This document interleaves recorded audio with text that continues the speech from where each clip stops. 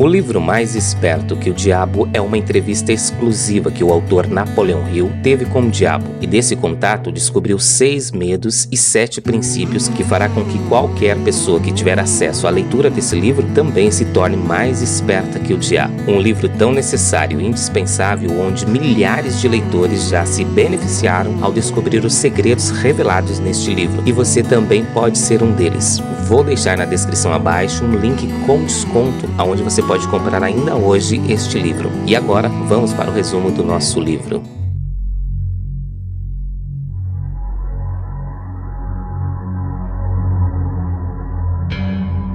Eu entrevistei o diabo e descobri segredos que o deixam vulnerável e que me permitiu ser mais esperto que o diabo. Descobri 6 coisas que, se você, assim como eu, eliminar da sua vida, também se tornará mais esperto que o diabo. Quer ouvir a minha história? Puxe uma cadeira, sente-se que eu vou te contar.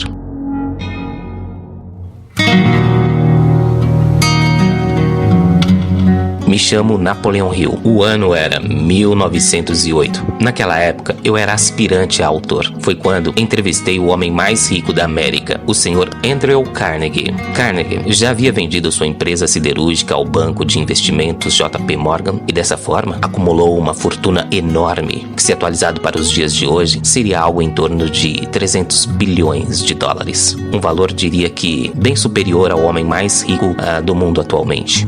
Desse meu contato com o Sr. Carnegie, surgiu a ideia de entrevistar os homens de negócios mais bem-sucedidos daquele período. Carnegie estava convencido de que as pessoas precisavam aprender não apenas a teoria contida em livros, mas também com outras pessoas que haviam passado pela escola da vida e obtido sucesso.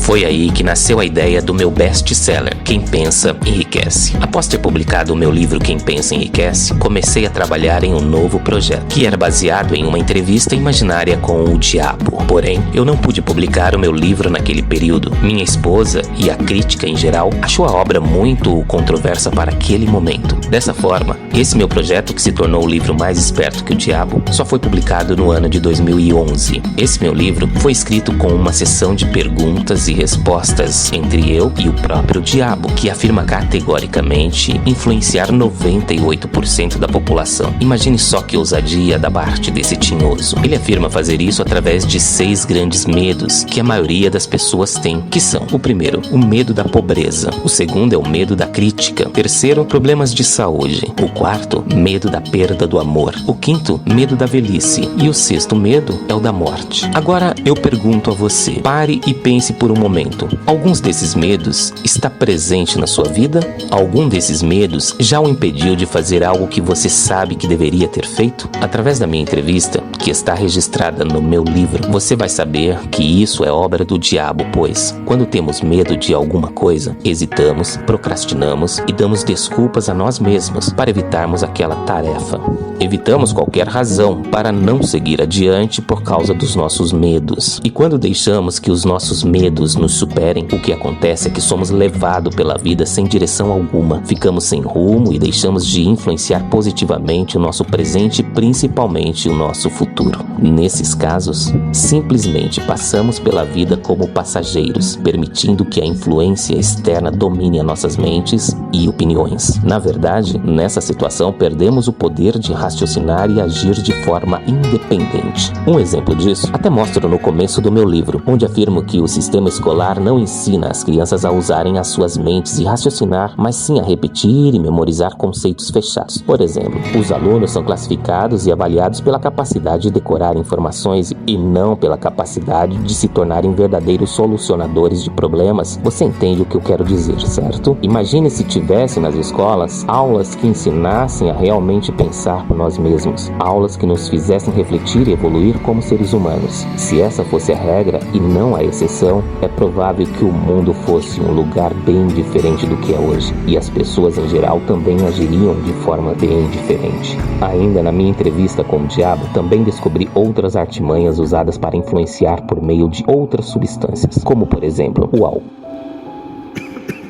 O álcool reduz nosso poder de raciocinar de forma independente. Os cigarros Os cigarros, eles diminuem a nossa resistência e a capacidade de concentração. E também os alimentos ruins ou nada saudáveis, que nos deixam lentos e nada produtivo. Ele sugere que deixar de pensar de forma independente, juntamente com essas substâncias que acabei de citar, cria novos hábitos. Aliás, são maus hábitos. E com o tempo, esses maus hábitos começam a entrar no subconsciente, o que significa que a pessoa irá repetir esses maus hábitos sem nem mesmo se dar conta disso. E se isso não for corrigido a tempo, esses hábitos podem até se tornar permanentes. É o que eu chamo no meu livro a lei do ritmo hipnótico. Uma lei que funciona nos dois sentidos, dependendo dos nossos hábitos. Por exemplo, se os hábitos forem bons, estamos caminhando em busca dos nossos objetivos e sonhos. Mas se eles forem ruins, simplesmente somos levados pela vida e muito provavelmente não chegaremos a lugar nenhum. Então, para você colocar a lei do ritmo hipnótico a seu favor,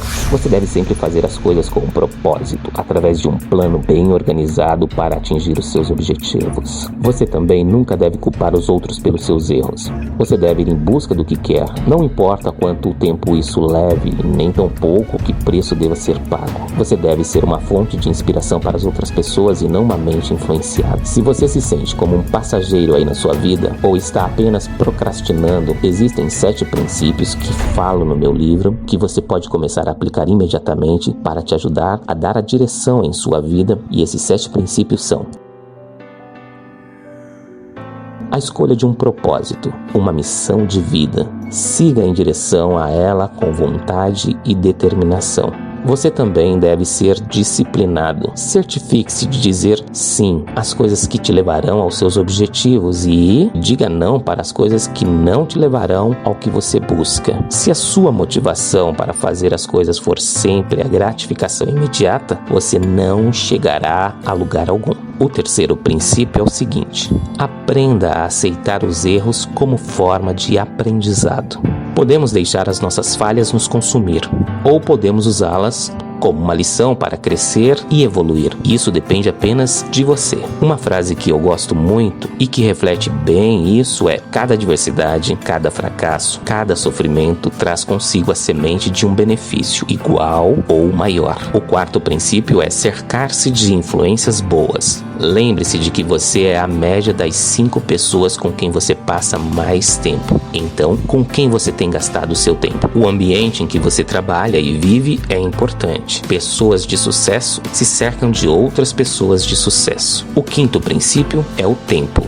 O tempo é fundamental, pois, assim como pode tornar a negatividade permanente, também pode tornar a positividade e a sabedoria permanentes. Em uma era de gratificação instantânea, é fácil nos esquecermos que as melhores coisas da vida levam tempo para se conseguir realizar. O sexto princípio é a harmonia. Harmonia para você equilibrar os aspectos mentais, espirituais e físicos da sua vida. A verdade é que você deve ser o protagonista da sua vida. Coloque-se em primeiro lugar e não tente agradar a todos. Se você tentar agradar a todos, perderá de vista os seus princípios, objetivos e valores.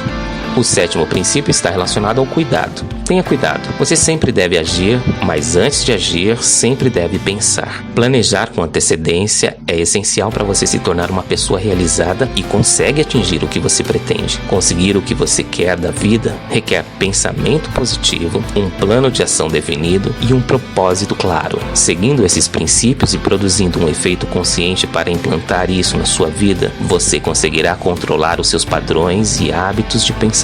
O meu livro ficou por 73 anos escondidos, por motivos não tão bem esclarecidos, mas o fato é que a mensagem é viva e cabe a cada um de nós interpretarmos baseado em nossas próprias experiências de vida. Quando me pergunta se a entrevista foi feita efetivamente com a presença do diabo, eu sempre digo: após a leitura do meu livro, cabe a você mesmo tirar as suas próprias conclusões. Mas uma coisa eu afirmo com certeza: mais ouro já foi extraído dos pensamentos de homens e mulheres deste mundo do que todas as minas existentes em todos os tempos no planeta Terra.